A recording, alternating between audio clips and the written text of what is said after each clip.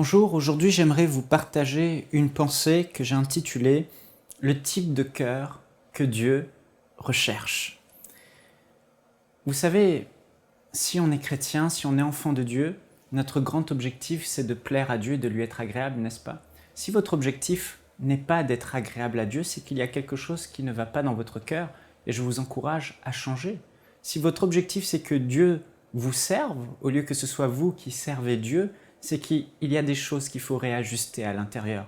Et je veux vous encourager en cela, frères et sœurs, parce que la Bible dit que dans les derniers temps, les hommes deviendront de plus en plus égoïstes. On peut lire dans 2 Timothée au chapitre 3, verset 1, « Sache que dans les derniers jours surgiront des temps difficiles, car les hommes seront égoïstes, amis de l'argent, fanfarons, orgueilleux, blasphémateurs, rebelles à leurs parents, ingrats et insensibles. » Et on voit que dans ces temps de la fin, il y a un esprit impur, des esprits mauvais qui influencent ce monde dans la mauvaise direction, où les hommes deviennent de plus en plus égoïstes, ne pensent qu'à eux. Et j'aimerais vous encourager aujourd'hui à devenir le type de personne que Dieu veut que vous soyez, à rechercher à avoir ce cœur que Dieu recherche. On met beaucoup l'accent dans nos églises sur la foi parce que la foi nous permet de nous approprier des promesses de Dieu, mais parfois on a tendance à oublier le cœur. Quel est l'état de notre cœur? Et que Dieu, certes, la foi lui est agréable, mais que Dieu avant tout regarde à notre cœur.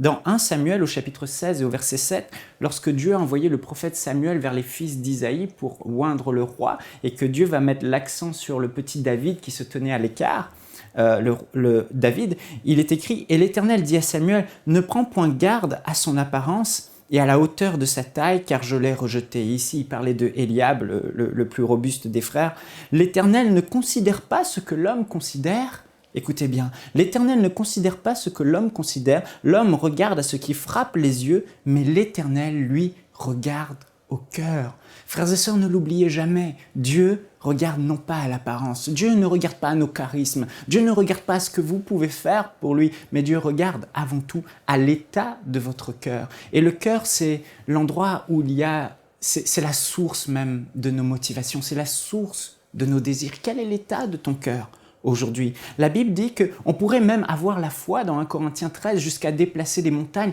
mais si l'on n'a pas l'amour, nous ne sommes rien. Nous sommes comme une cymbale qui retentit.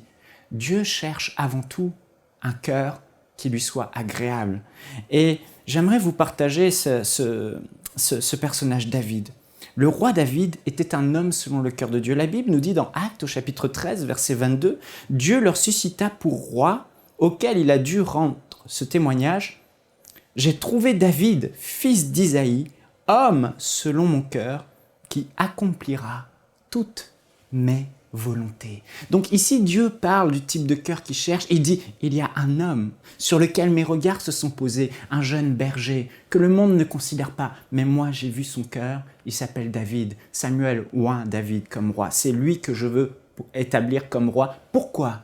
Parce qu'il a ce type de cœur à l'intérieur de lui qui me permettra, moi Dieu, de faire toute ma volonté. Parce que je sais que David a un cœur humble, suffisamment humble pour obéir à tous mes désirs.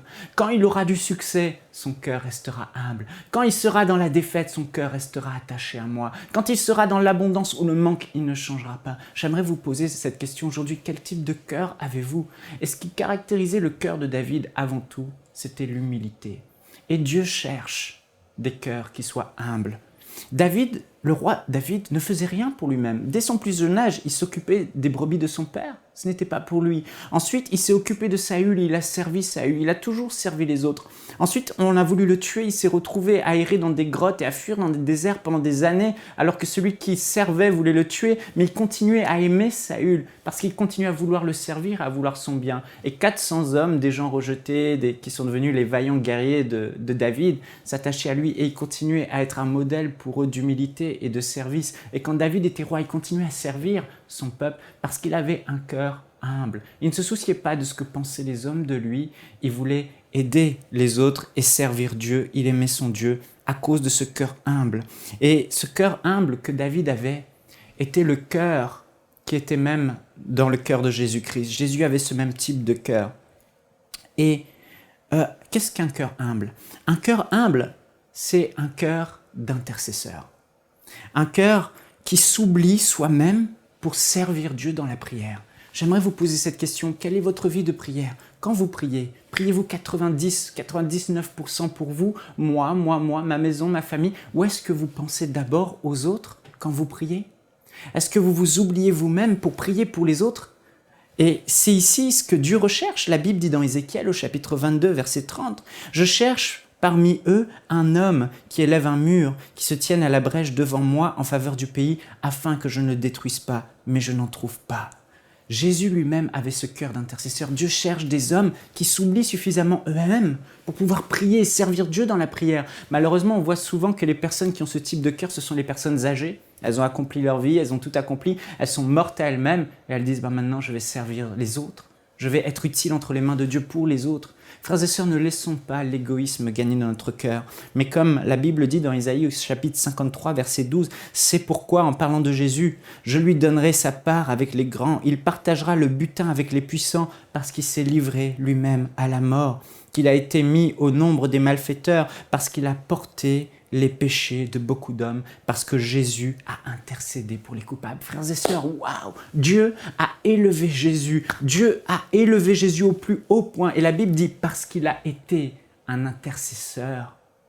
Jésus s'est oublié lui-même pour servir les autres. Il a lui-même dit que si on cherchait le royaume de Dieu et sa justice, et le royaume de Dieu ne consiste pas à nous, mais aux autres, frères et sœurs, si on se mettait à servir Dieu dans la prière comme Anne, en priant pour les autres, en priant pour le réveil, en pensant davantage aux autres qu'à nous, alors on sera agréable à Dieu. Et la Bible dit que cherchez premièrement le royaume de Dieu et toutes ces choses vous seront données par-dessus. Un cœur humble, c'est un cœur qui se rend disponible pour servir les autres, car il considère les autres comme supérieurs à lui-même. Considérez-vous la vie des autres comme supérieure à vous-même? Si on a ce cœur humble, on va prier pour les autres parce que la vie des autres semble être plus précieuse à nos yeux que notre propre vie.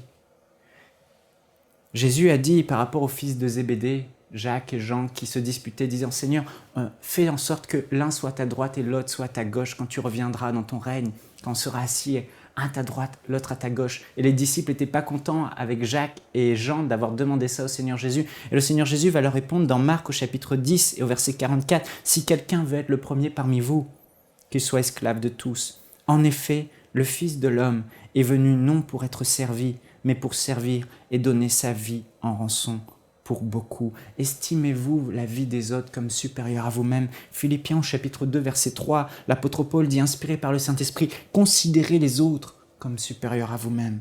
Frères et sœurs, nous devons rentrer en nous-mêmes et réaliser que si nous n'avons pas cette humilité de voir les autres comme supérieurs à nous-mêmes, si nous prions toujours pour nous, si tout est centré sur nous dans notre vie, nous n'avons pas ce cœur que Dieu recherche et nous ne pouvons pas être utiles entre les mains de Dieu. Nous ne pouvons pas être une personne qui accomplissons tous les desseins de Dieu. Et j'aimerais vous encourager pour conclure, si c'est votre cas, si vous réalisez qu'il y a de l'égoïsme à l'intérieur de vous, développez ce cœur humble en faisant cette prière comme le roi David l'a fait, lui qui était humble. Ô Dieu, dans le psaume 51, verset 12, « Ô Dieu, crée en moi un cœur pur, renouvelle en moi un esprit bien disposé. » Et je veux vous encourager à faire cette prière aujourd'hui et chaque jour de votre vie. N'ayez pas une trop haute opinion de vous-même, mais abandonnez-vous, mourrez à vous-même. Et dans la prière chaque jour, dites au Seigneur, « Seigneur, mon plus grand désir, c'est de t'être agréable. Je veux être comme Jésus, je veux livrer ma vie, non pour moi, mais pour les autres. Parce que je veux te plaire et je veux ce cœur qui t'est agréable, ce cœur rempli d'amour. Parce que quand je prie pour moi, ce n'est pas par amour que je le fais, mais quand je prie pour les autres, c'est par amour que je le fais. Je veux être cet intercesseur, je veux être ce serviteur, comme l'Église primitive qui priait les uns pour les autres constamment. Voilà pourquoi elle était puissante, parce qu'on priait les uns pour les autres. L'apôtre Paul dit dans Galates, « Soyez serviteurs les uns des autres. » Non, il n'est pas question de savoir qui sera le premier, qui sera le leader, qui donnera les ordres. Non, Jésus a dit, ce n'est pas ce genre de leadership qu'il faut avoir. Ce n'est pas ce genre de leader du monde que j'ai choisi d'avoir. Je veux des gens qui deviennent des serviteurs. Et le plus grand parmi vous sera celui qui sert les autres. Ô Dieu, crée en moi aujourd'hui un cœur pur. Crée en moi un cœur d'humilité. Renouvelle en moi un esprit bien disposé. Faites cette prière, rentrez en vous-même, remettez-vous en question. Et je vous assure, le Saint-Esprit va avoir le droit, parce que vous lui demandez, de venir travailler votre cœur, comme le potier travaille l'argile du vase. demandez-lui. Et Dieu va vous donner ce cœur d'humilité, ce cœur humble. Dieu va vous briser, vous rendre doux. Il dit, je vous donnerai un cœur de chair, un cœur tendre. Soyez vraiment bénis et soyez aujourd'hui agréables à Dieu en ne priant moins pour vous, mais plus pour les autres, en pensant moins à vous et en pensant aux autres. Assurément, Dieu s'occupera de vos affaires alors que vous vous occuperez des affaires des autres pour le royaume de Dieu. Soyez bénis et je vous dis à bientôt sur enseignement.com. Pour aller plus en profondeur, vous pouvez lire et télécharger la version complète de cette pensée du jour sur le site enseigne-moi.com.